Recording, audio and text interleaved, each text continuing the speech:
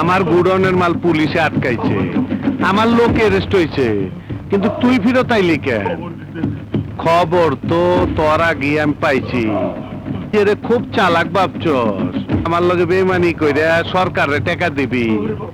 আরে নাটকির পো, আমি ঢাকা কলে টিপ দিলে পানি পরে আমেরিকা, আর তুই আমারে খবর দিতে আইছস। আজ তোর খবর না, তোর জ্যান্ত খবর দেবো।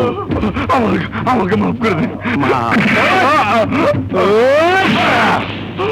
কলে টিপ দিলে পানি পরে আরো জোরে জোরছে মারো, তালে তালে ভাইরা ভালো হইরা গেছে।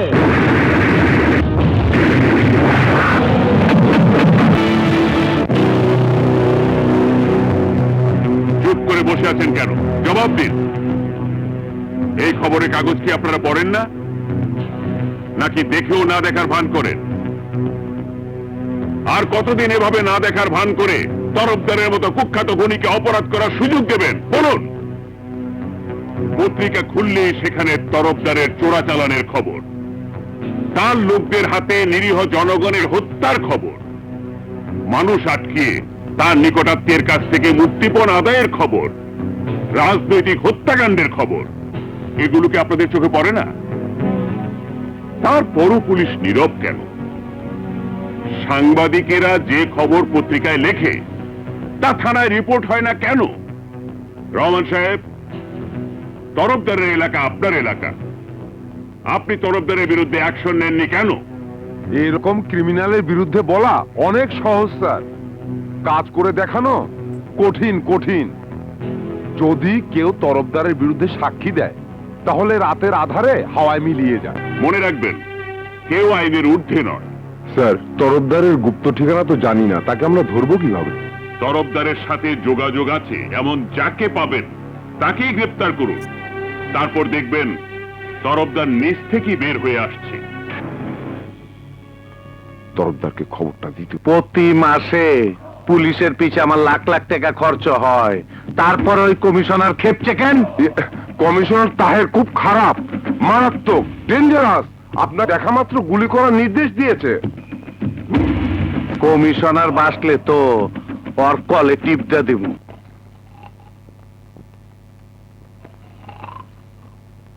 কুকরুকু, গুড মর্নিং, আসসালামু আলাইকুম। আপনার জন্য অপেক্ষা করতে করতে আমার নিজেরই ঘুমে ধরে গেছে। তোমরা এখানে কি চাও? আপনি অর্ডার দিচ্ছেন আমার দেখা মাত্রই গুলি করা, তাই আমি নিজে আপনার কাছে স্যালেন্ডার করতে চাই। বাড়িতে জোর করে ঢুকে এটা কোন ধরনের সারেন্ডার? স্যালেন্ডার না লইলে আপনারা ঘুষ দিতে চাই। ঘুষ আমি খাই না। ঘুষ না লইলে তোর কলে টিপটা দেই।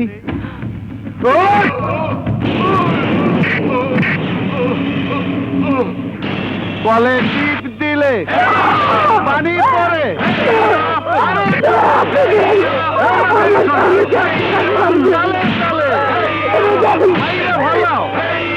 পরে না কে? কলে টিপ দিলে পানি পড়ে আরো জোরে জোরছে মারো, তালে তালে মাইরা ভালাও মইরা গেছে।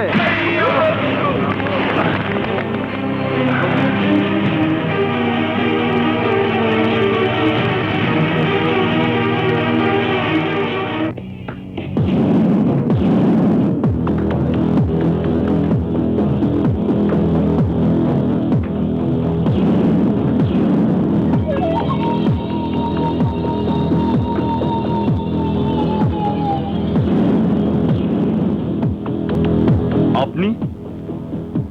তাহের ভাই মারা গেছেন, আমি আসবো না? তাহের ভাই বড় ভালো লোক ছিলেন। থামুন, আর অভিনয় করতে হবে না। তাহের ভাইয়ের হত্যাকারীদের কারা প্রোটেকশন দিচ্ছে তা আমরা জানি। কি বলছেন?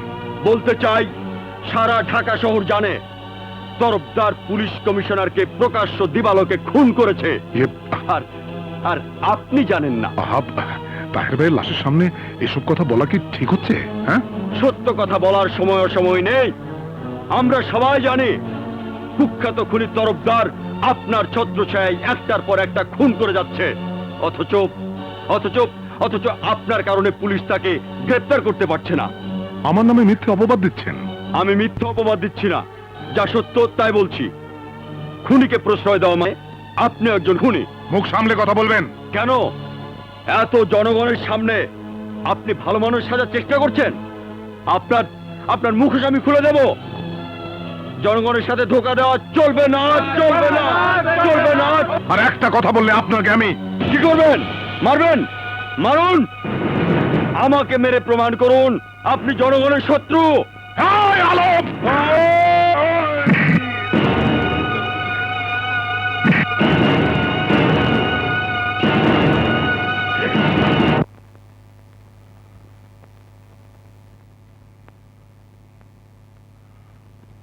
আলম, আমাকে ধাক্কা মেরে তুমি ভেবেছো রাতারাতি নেতা হয়ে যাবে?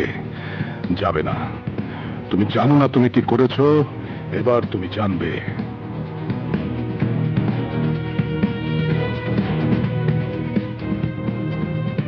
তরফদার, আলমকে চেনো? ওই যে বিরোধী দলের আলম। হ্যাঁ, ও গণপ্রজাতন্ত্রী বাংলাদেশ সরকারের মাননীয় মন্ত্রীর গায়ে ধাক্কা মেরেছেন। আমি চাই তুমি ওকে এমন ভাবে ধাক্কা মারবে যাতে লাশ ওকেও খুঁজে না পায়।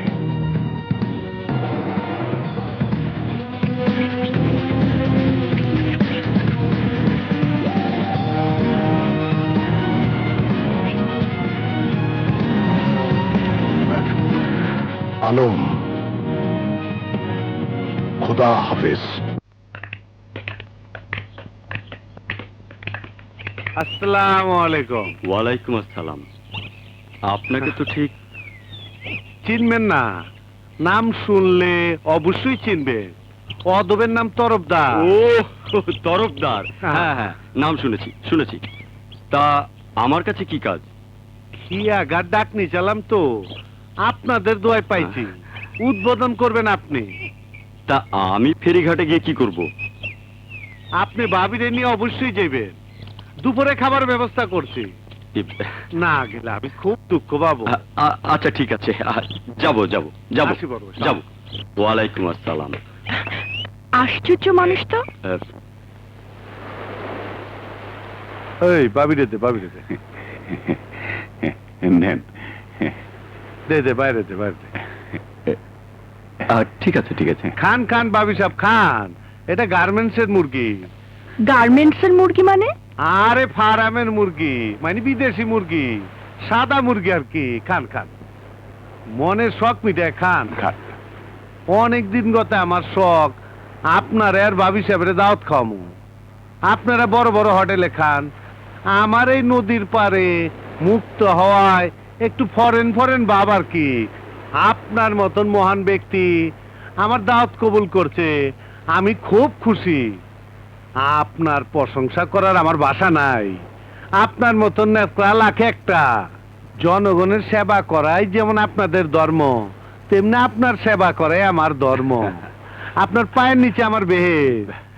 আর ভাবির কথা কি কমু, এইরকম সুন্দরী ভাবি আছে বইলাই আজ আপনার এত নাম এত সুনাম। কি যে বলেন! সত্যি, ভাবির এখনো যেরকম চেহারা, সিনেমার নায়িকা মৌসুমী শাবনূর ওরা ফেল। ভাবিরে দেখার পর থেকে আমি একদিনও ঘুমাইবার পারিনি। ভাবির চোখে কি যে জাদু আছে, চেহারা এমনই, তাকাইলে চোখ ফিরানো যায় না। আর ফিগার, ভাবির ফিগারের দিক তাকাইলে আমার মাথা গরম হয়ে যায়। এসব কি বলছেন আপনি? ভাবিরে আমার খুব পছন্দ হয়েছে। মুখ সামলে কথা বলবেন। মুখ থাকলে সে না মুখ সামলায় কথা কম, আমার তো মুখই নাই। তরফদার সাহেব, জনপ্রতিনিধিকে এভাবে অপমানটা ঠিক হচ্ছে না। আরে অপমানের দেখছেন কি, মাত্র শুরু। আপনার একটা জঘন্য ভাষায় একটা গালি দিতে চাই না। আপনারা নেতা মানুষ, আপনারা গালি দেবো না। আপনাদের দাওয়াত দিয়ে আনছি, আপনার স্ত্রী আমি হাঙ্গা করব। তরফদার, এ ধরনের বাজে কথা বলবেন না। বসেন বসেন। এত উত্তেজিত হন কে? আপনি নেতা মানুষ, জনগণের কত মিথ্যা কথা কন। আমার একটু ঠান্ডা করার ব্যবস্থা করে আপনার বইরা আমার দিয়ে দেন। আপনার আমি পুলিশে দেব। এই বোকা চোদা কয় কি, ধর শালারে।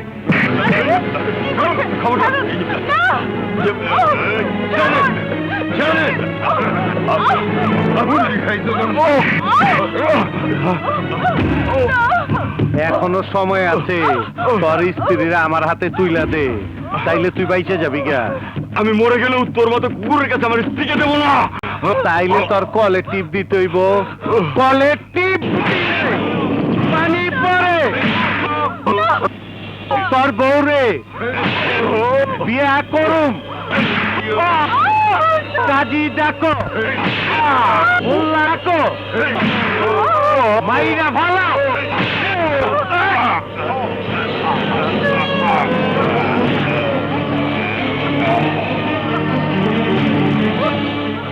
এই ওর পায়ে সিমেন্টের বস্তা বাইন্দা নদীতে ফালায় দে।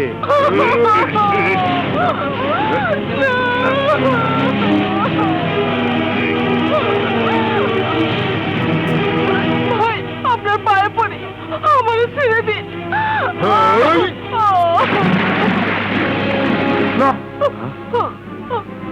এই আরে ধর, আমি বুইরারে সাইজ করে আহি।